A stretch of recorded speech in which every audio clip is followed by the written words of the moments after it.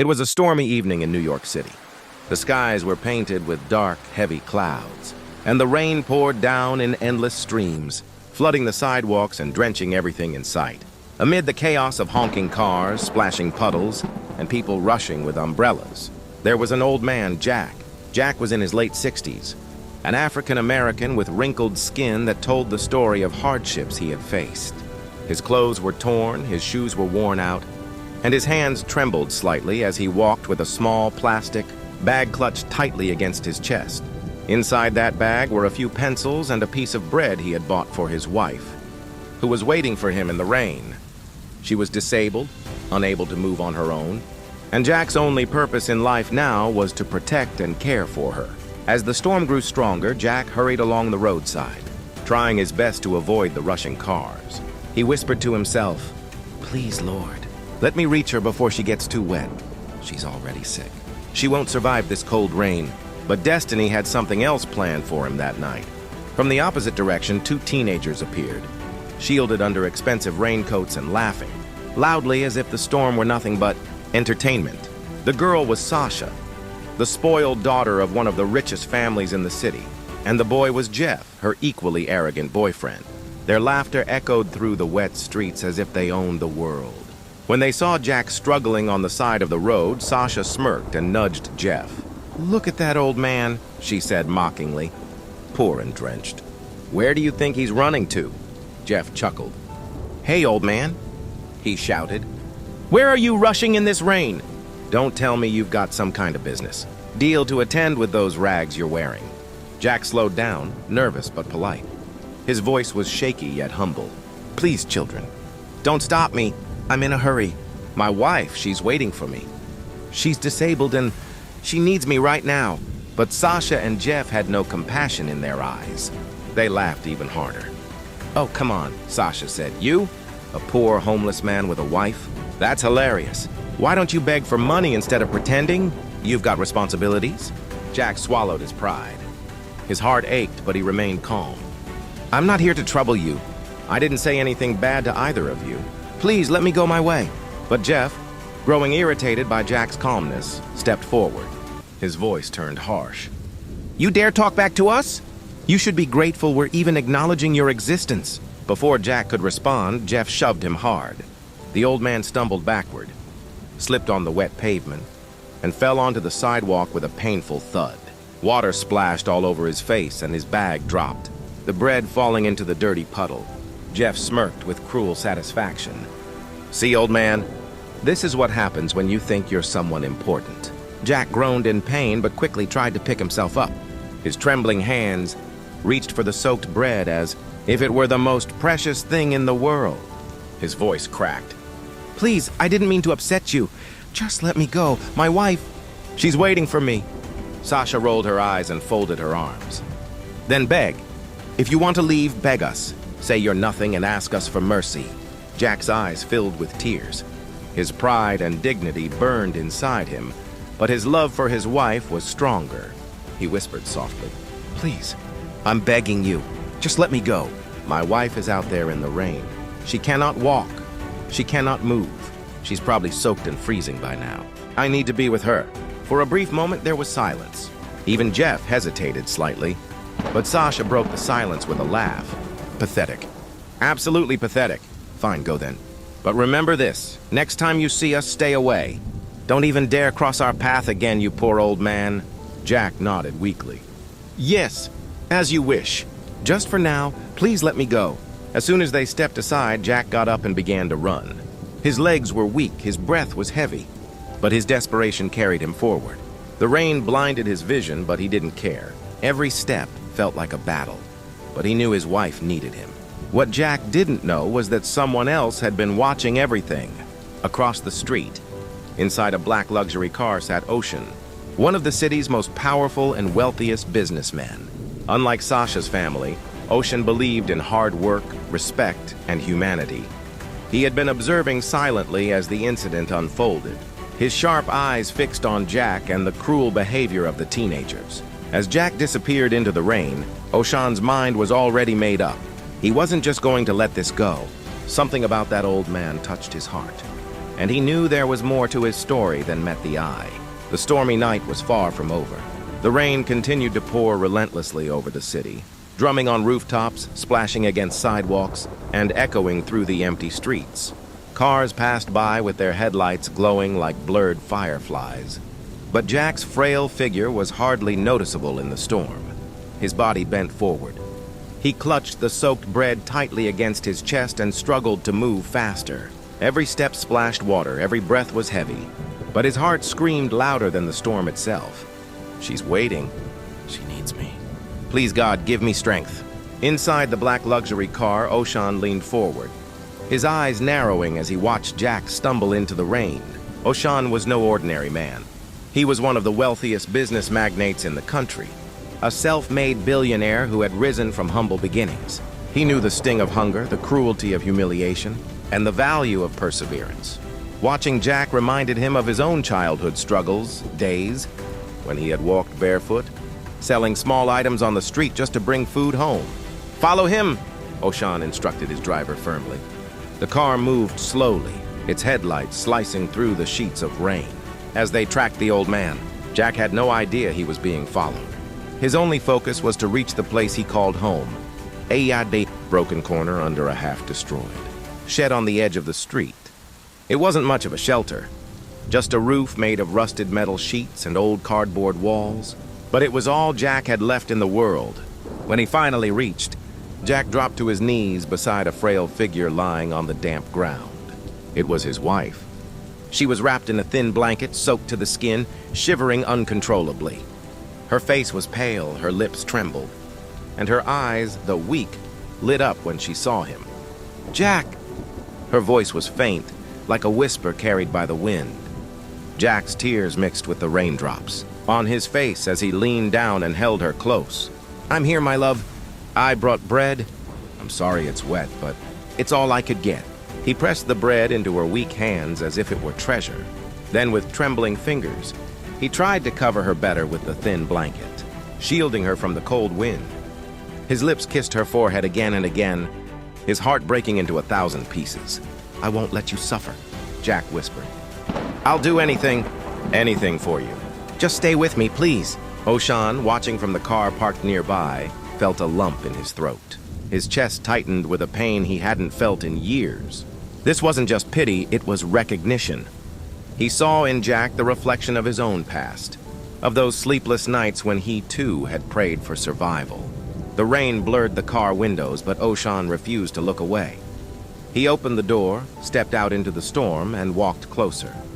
His expensive suit was instantly soaked, but he didn't care. The sight before him had already washed away the barrier between wealth and poverty. Jack looked up suddenly, startled to see a tall man standing under the rain, watching them. Fear flashed across his eyes. He thought maybe it was someone coming to push them away from even this broken shelter. "Please, sir," Jack said, his voice trembling. "We're not harming anyone. This is just where we rest. Please don't take it away from us. My wife, she cannot move. She's sick. I beg you, let us stay." But instead of cruelty, Jack saw something unexpected. The man, Oshan, knelt down slowly beside him, rain dripping down his face. His eyes were filled with compassion. You care for her in this storm?" Oshan's deep voice broke slightly. "Even when you have nothing, you still choose to give her everything?" Jack lowered his gaze, ashamed of his torn clothes, his empty hands. "She's my wife," he said softly. "She gave her life to me when we had nothing. Now when she needs me most, how can I leave her? This storm, this hunger, I can endure it. But watching her suffer is something I cannot bear." Oshan was silent for a long moment. The sound of rain was the only music around them. He had met countless businessmen, politicians, and powerful people, but rarely had he seen such loyalty, such purity of heart. Finally, Oshan spoke, his tone gentle yet firm. "Old man, what is your name?" "Jack," he replied. "Jack," Oshan repeated, as if carving the name into his memory. "Tomorrow, meet me again. I will find you. You don't belong here in the rain. You don't deserve this suffering." Jack shook his head quickly, his pride trembling within him. "No, sir. I don't ask for money. I don't ask for favors. Just don't stop me from caring for my wife. That's all I ask." O'Shawn placed a strong hand on his shoulder. Sometimes accepting help isn't weakness. It's love. And I can see you love her more than your own life. Let me do what I can. Tomorrow, Jack, don't refuse me. Jack was speechless. His heart was torn between humility and desperation. But when he looked into his wife's shivering body, he realized he couldn't deny this chance. As O'Shawn slowly walked back to his car, his mind was already racing with plans. This wasn't the end of the encounter. It was just the beginning. And for the first time in years, Jack felt a glimmer of hope. The night had passed slowly for Jack. He had spent most of it holding his wife close, whispering words of comfort, and trying to keep her warm against the cold. The rain had finally eased by dawn, but the dampness in the air still clung to everything, chilling their fragile bodies. Jack barely slept. He rose early, wiped his tired eyes, and prepared himself for another day of survival. From an old tin box, he took out a small bundle of pencils he had gathered. They weren't much, just ordinary pencils tied together with a rubber band, but to Jack, they represented hope, one of the few ways left to earn a little money for medicine and food. He kissed his wife's forehead gently before leaving. Rest, my love. I'll try to bring something back today. Just hold on a little longer. With slow, weary steps, Jack walked back into the city. The streets were crowded again, filled with people in a hurry, suits, briefcases, shining cars, and cell phones glued to their ears. No one paid attention to an old man selling pencils. He stood by the sidewalk, his hands trembling as he held out the small bundle. His voice was soft, almost pleading, but kind. Pencils, only $1. Please help an old man. Just a pencil, sir. Ma'am, only $1. People passed by without looking. Some avoided eye contact, others gave him dismissive glances, and a few whispered to each other with judgment in their eyes. Jack swallowed his pride again and again, forcing himself to continue. For him, this wasn't begging, it was working. It was dignity in the smallest form he could find. Hours passed. Jack sold only 3 pencils. His stomach growled from hunger. His body ached, but his mind remained fixed on his wife waiting under that broken shelter. And then, a familiar black luxury car stopped nearby. The door opened, and stepping out was O'Shawn. His tall frame and commanding presence instantly drew attention from passers-by. But O'Shawn wasn't looking at them. His eyes were fixed only on Jack. Jack froze. His heart pounded. He remembered the man from last night, the one who had spoken with kindness in the storm. Embarrassment flushed through him as he realized. O'Shawn was seeing him like this, an old man on the street, selling pencils like a child. "Jack!" O'Shawn called, his voice calm but strong. Jack lowered his head, almost ashamed to respond. "Sir, you came." O'Shawn walked closer, ignoring the curious stares of the crowd. He stood right in front of Jack, looking directly into his tired eyes. "I told you I'd find you. And here you are." Jack tried to straighten himself, holding out the pencils with shaky hands. Would you like to buy one, sir? Just $1. It will help me buy medicine for my wife." The simplicity of those words struck O'Shawn deeply. Here was a man who, despite his poverty, refused to beg. He chose instead to sell something as small as a pencil, clinging to dignity even when the world had stripped him of everything else. O'Shawn didn't take just one pencil. He reached into his pocket, pulled out a $100 bill, and placed it gently in Jack's hand. "I'll take them all," O'Shawn said firmly. Jack's eyes widened. His lips trembled as he stared at the crisp bill in his hand. Sir, this is too much. These pencils are not worth... They're worth more than you think," O'Shawn interrupted. "Because they represent your will to fight, to survive with dignity. That's worth more than gold, Jack." For the first time in a long while, Jack felt his knees weaken, not from exhaustion, but from overwhelming emotion. He fought back tears, his voice breaking. "Sir, you don't know what this means to me. To her, my wife, she needs medicine. She hasn't eaten properly in days. O'Shawn raised his hand gently, stopping him. "You don't need to explain, Jack. I saw everything last night. I saw how you held her in the storm, how you loved her despite having nothing. That kind of love, it's rare, and it deserves to be honored, not humiliated." Jack clutched the money tightly, his heart pounding, but still, his pride wouldn't let him take it without giving something in return. He pressed the bundle of pencils into O'Shawn's hands. "Then please, take these At least let me give you something. Ocean smiled, accepting the pencils. Deal! For a moment there was silence. The world around them, the rushing cars, the busy footsteps, the impatient horns faded into nothing. It was just an old man and a billionaire, bound by something deeper than wealth or status. Humanity. Finally, Ocean reached into his suit pocket and pulled out a sleek business card. He placed it carefully in Jack's hand. Tomorrow, Ocean said. Come to this address, my office. I want to talk to you about something important. Jack looked at the card as if it were a piece of magic, his hands trembling. His lips parted, but no words came out. Ocean placed a reassuring hand on his shoulder. Don't be afraid. This is not charity. I see something in you, Jack. And I believe you still have a lot more to give to this world than just pencils. Before Jack could reply, Ocean turned and walked back toward his car. The driver opened the door, and soon the black luxury car disappeared into the traffic, leaving Jack standing in the middle of the sidewalk, staring at the card in disbelief.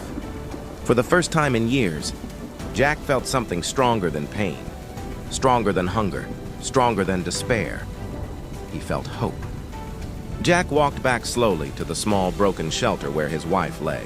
The card Ocean had given him was clutched tightly in his trembling hand. He looked at it again and again, almost afraid that if he blinked too long, it might disappear like a dream. The glossy surface reflected the streetlights, and the bold letters spelled a name that carried weight in every corner of the city. Ocean Enterprises, Chairman and CEO, Mr. Ocean Williams. When Jack reached the shelter, his wife stirred weakly. Her eyes opened, still heavy with sickness, but they brightened the moment she saw him. You're back, she whispered, her voice fragile. Jack knelt down beside her, brushing the wet hair away from her forehead. Yes, my love, and I have something to tell you. He held up the bundle of bread and medicine he had bought with the $100 bill. For the first time in weeks, there was real food and proper tablets in his hands. His wife looked at them with disbelief. Jack, how? Where did you? Jack smiled softly, tears glistening in his tired eyes. There was a man. He bought all my pencils. Not just one, all of them. And he gave me this. He showed her the card, his voice shaking with excitement and fear at the same time. He wants me to come to his office tomorrow. His name is Ocean. He's one of the richest men in the city. His wife's weak hands reached out and touched the card, almost reverently. Jack, maybe God finally sent someone to help us. Jack kissed her hand gently. Maybe, but I'm scared. What if he just feels pity for us? What if it's nothing? I don't want to raise your hopes only to break them. She smiled faintly, her eyes filled with quiet faith. Jack, sometimes hope itself is enough to keep us alive. Go, see him. Whatever happens, I'll be waiting. That night, for the first time in months, Jack allowed himself to dream. The next morning, Jack cleaned himself as best as he could. He washed his worn-out shirt in the public restroom sink, wiped his shoes, and combed his graying hair with his fingers. He didn't have much, but he wanted to look presentable. His wife gave him an encouraging smile despite her weakness. With the precious business card tucked safely into his pocket, Jack walked through the bustling streets until he reached the towering glass building of Ocean Enterprises. The skyscraper stood proudly against the blue sky, its sleek design a symbol of power and wealth. Jack felt small, almost invisible, as he stood at the entrance. He took a deep breath and walked in. The lobby was vast, with marble floors that gleamed under golden lights, and walls adorned with modern art. People in sharp suits and polished shoes walked briskly, carrying laptops and files. Jack felt out of place in his faded clothes, but he tightened his grip on the card and approached the reception desk. The young receptionist looked up, raising an eyebrow. Yes, can I help you? Jack cleared his throat nervously. My name is Jack, Mr. Ocean. He gave me this card. He asked me to come today. The receptionist's eyes widened when she saw the card. She picked up the phone quickly, speaking in a respectful tone. Within moments, 2 assistants arrived and guided Jack toward the private elevator reserved for Ocean. Jack's heart pounded as the elevator rose higher and higher, past floor after floor, until finally it stopped at the very top. The doors opened into a spacious office with glass walls that offered a breathtaking view of the city. And there, standing by the window, was Ocean himself. Jack, Ocean said warmly, turning toward him. I'm glad you came. Jack bowed his head slightly, his voice humble. Sir, I didn't know if you truly meant it, but here I am. Oshan gestured for him to sit. I meant every word. I saw you in the storm, Jack. I saw your love for your wife, your strength and your dignity even in poverty. That is something money cannot buy, and that is why I believe you deserve a chance. Jack swallowed hard, his eyes glistening. A chance? For what, sir? Oshan leaned forward, his gaze steady. A chance at life again. A chance to rebuild. I want you to work for me, Jack. Not as a janitor, not as a servant. I want you as a senior manager in one of my departments. You may not have a degree, but you have something more important. Integrity, loyalty, and experience that life itself has given you. Jack's mouth fell open. He could barely breathe. Senior. Manager, sir, I'm just a man who sells pencils. I don't know if I can... You can, Oshan interrupted firmly. Because I'll make sure you can. I'll provide training, guidance, and everything you need. But more importantly, I'll make sure your wife gets the best medical care available. Her suffering ends today. At those words, Jack could no longer hold back his tears. He covered his face with his hands, sobbing openly. Years of pain, hunger, humiliation, all of it poured out in that moment. Why, sir, he cried. Why me? There are so many people in this city. Why would you do this for me? Oshan's voice was calm but filled with emotion. Because once I was you. I too sold things on the street. I too was mocked for being poor, and someone once gave me a chance. Now it is my turn to pass that forward. Jack stood up, his voice breaking. Sir, I don't know how to thank you. You've given me more than I could ever dream of. Oshan smiled, extending his hand. Thank me by living with dignity. Thank me by loving your wife the way you always have. That's all I ask. Jack shook his hand, his grip trembling but full of sincerity. For the first time in decades, his heart felt light. The storm that had haunted his life seemed to be clearing, replaced by the dawn of a new beginning. The very same evening after Jack met Oshan in his office, a private car arrived near the broken shelter where Jack's wife lay. For years, no one had cared enough to even glance at that place. But now, for the first time, help had arrived. 2 nurses stepped out, carrying blankets and medical kits. Behind them came a tall doctor in a white coat, personally sent by Oshan. Jack rushed forward, his heart pounding. Please be careful with her. She's very weak. The doctor knelt beside his wife, gently checking her pulse, her breathing, and her condition. His professional eyes softened as he looked up at Jack. She's very ill, but she can be saved. We'll take her to the hospital immediately. Don't worry, Mr. Oshan has already arranged everything. Jack's eyes filled with tears. For months, he had been forced to watch helplessly as his wife suffered in silence. Now, for the first time, someone had stepped in to help. Within minutes, they carefully lifted her onto a stretcher and placed her inside the car. Jack climbed in beside her, holding her hand tightly as the vehicle sped away. He whispered softly, "We're going to be okay now, my love. Just hold on a little longer." At the hospital, everything moved quickly. The staff already knew who had arranged the emergency. They rushed her into a private room, attaching IV drips, monitoring her vitals, and giving her the immediate treatment she desperately needed. Jack sat by her side the entire time, his old hands clutching hers like a lifeline. When the medicine began to take effect and her breathing eased, Jack broke down, sobbing quietly. For years, he had begged strangers for coins just to buy her food. For years, he had endured humiliation and hunger just to keep her alive. Now, seeing her finally in safe hands, his soul felt a weight lifting away. Hours later, Oshan himself arrived at the hospital. He walked in with his usual calm authority, but when he saw Jack sitting beside his wife with grateful tears streaming down his face, his expression softened. "How is she?" Oshan asked the doctor. "She's responding well, sir," the doctor replied. "With proper care and treatment, she can recover fully. It will take time, but she has a chance now." Jack stood up, wiping his tears, and turned toward Oshan. He didn't know how to find the right words. His voice cracked as he spoke. "Sir, you saved her. You saved the only reason I wake up every morning. I don't know how I will ever repay you." Oshan placed a firm hand on his shoulder. "Jack, I told you, this is not charity. This is a chance. Now your wife will heal, and you will begin your new life. Tomorrow, report to my office. Your journey as senior manager begins." Jack's breath caught in his throat. Senior manager. He repeated the words in his mind, almost in disbelief. He nodded, tears still flowing. "I will not fail you, sir. I will work harder than anyone else. I promise." The next day, Jack arrived at Ocean Enterprises again, this time not as a desperate old man selling pencils, but as an employee. He wore a freshly pressed suit that Ocean's team had arranged for him.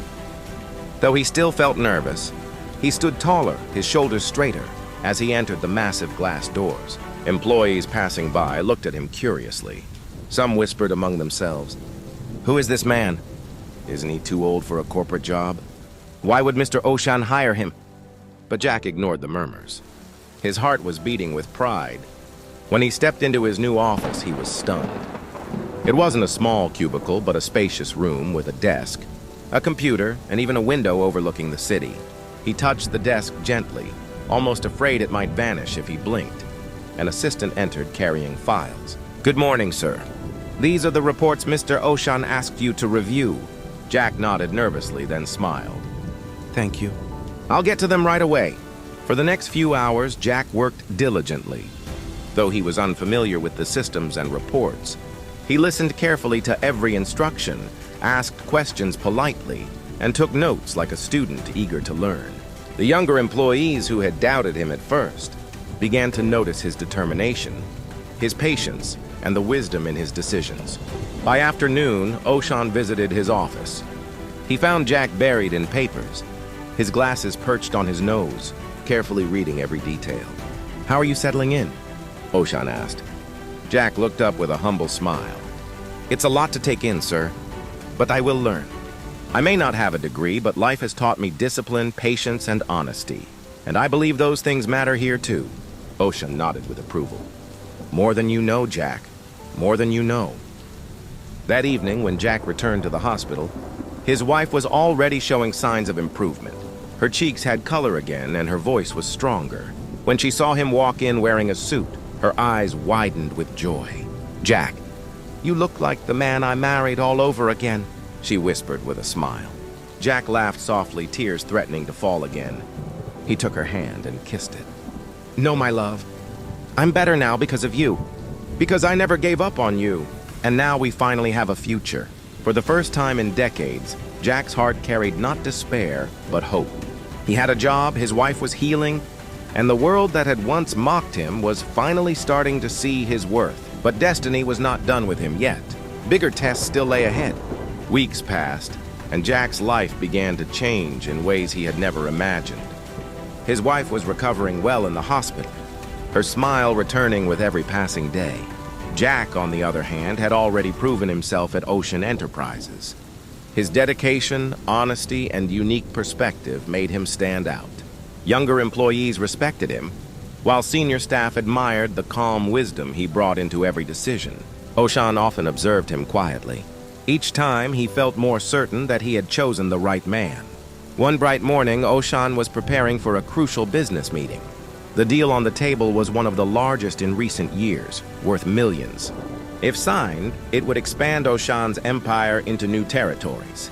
His assistants buzzed around, preparing documents, setting up the conference room, and ensuring everything was perfect. "Jack," Ocean called from his office. Jack entered quickly, adjusting his glasses. "Yes, sir?" "I want you present at today's contract signing," Ocean said firmly. "You've earned this. You deserve to see how decisions at the top are made." Jack's heart raced with pride. "It would be an honor, sir." By noon, the conference room was ready. The long mahogany table gleamed under the lights, bottles of water neatly placed, contracts prepared in sleek leather folders. Guests began to arrive, powerful businessmen, wealthy investors, and influential figures of the city. Finally, the partners of the deal walked in. Everyone turned to greet them. Ocean stood to shake hands with the lead partner, a tall, well-dressed man with sharp features. His name was Mr. Coleman, one of the city's well-known industrialists. The two men exchanged formal greetings, but as the introductions continued, Ocean's eyes suddenly froze on the two figures standing behind Coleman. It was them, Sasha and Jeff. They were dressed elegantly now, Sasha in a designer dress and Jeff in a tailored suit, but their arrogance hadn't faded. Their smirks, their eyes full of entitlement. It was the same as that rainy night. when they had mocked and humiliated Jack. Jack, standing a few steps behind Ocean, saw them too. His chest tightened, memories flooding back of the shove. The laughter, the pain on the sidewalk. He swallowed hard, but he stayed silent. Coleman gestured toward them proudly. And these are the young minds of the future. My daughter, Sasha, and her fiancé, Jeff. They will be inheriting much of my business in the years ahead. I wanted them here to witness this historic partnership. The words hung in the air like poison. Ocean's sharp gaze shifted between Sasha and Jeff. They froze for a moment when they recognized the man standing beside him. Their eyes widened in shock as they realized. Who else was in the room? Jack, the same old man they had mocked, shoved and humiliated in the rain. Sasha's face paled instantly. She glanced away, lowering her head. Jeff shifted uncomfortably, his confident smile faltering. Ocean's expression hardened. The room went silent as he placed the contract folder on the table without opening it. Mr. Coleman, Ocean said slowly, his voice heavy with authority. I was prepared to sign this contract today, but now I cannot. The entire room went still. Coleman blinked in confusion. I don't understand. What's wrong, Mr. Williams? Ocean's eyes narrowed. He pointed subtly toward Sasha and Jeff. These two, do you know what they did? Coleman looked alarmed. Sir, if they offended you in any way, I deeply apologize. They didn't offend me, Ocean interrupted coldly. They humiliated this man. He turned and gestured toward Jack, who stood quietly at his side. All eyes turned toward the elderly figure in the suit. This man is my employee now, Ocean continued. But before that, he was a husband running through a storm, desperate to protect his disabled wife. And these two mocked him, shoved him to the ground, treated him as if he were dirt beneath their shoes. The shock in the room was palpable. Coleman's face turned pale, sweat forming on his forehead. I had no idea. Sasha finally spoke, her voice trembling. We didn't mean... It was just silence, Ocean snapped, his tone sharp as thunder. Do you think poverty is a joke? Do you think the struggles of the less fortunate are games for your amusement? While you laughed, this man was fighting for his wife's life. And yet even then, he never lost his dignity. Jack lowered his gaze, whispering softly, Sir, please, it's not necessary. But Ocean raised his hand to stop him. His voice echoed through the silent conference room. I will not sign any deal with people who raise children without respect, compassion, or humanity. Business built on arrogance and cruelty is business I do not need. Coleman's jaw dropped. He stammered, Mr. Williams, please. This deal means everything to me.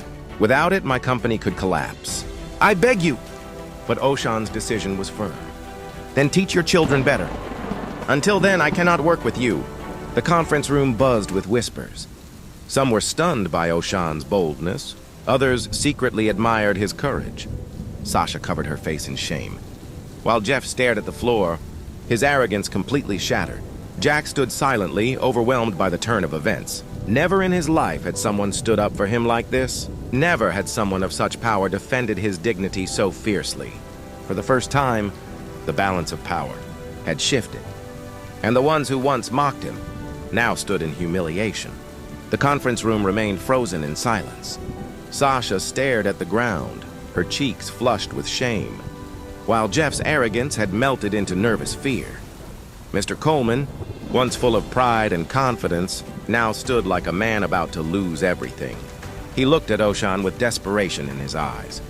Mr. Williams, please. I admit my daughter and her fiancé acted foolishly, but must an entire contract be destroyed because of their immaturity? This deal is the future of my company. Without it, I will be ruined. Ocean's gaze was sharp, unwavering. Mr. Coleman, money and contracts mean nothing if humanity is absent. I cannot sign with those who disrespect the very essence of dignity. Coleman's eyes darted toward Jack, who stood silently in the corner, uncomfortable with the spotlight. Coleman slowly walked over to him, his voice trembling with guilt. Sir, I beg you, please forgive us. Forgive my daughter. Forgive me for raising her without the compassion she should have shown you. If you can find it in your heart to forgive, maybe Mr. Williams will reconsider. Jack's old eyes filled with emotion. Everyone in the room expected him to demand justice, to show anger, to use this moment for revenge.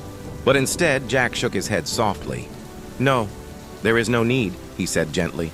His voice, though quiet, carried across the room like a whisper of wisdom. "I have never held hatred in my heart. Life is too short for that. Every day I face struggles far heavier than unkind words. Do you think insults or humiliation can break me? No. What breaks a man is losing hope, and I refuse to lose mine." He looked directly at Sasha and Jeff, his expression calm. "Children, I forgive you.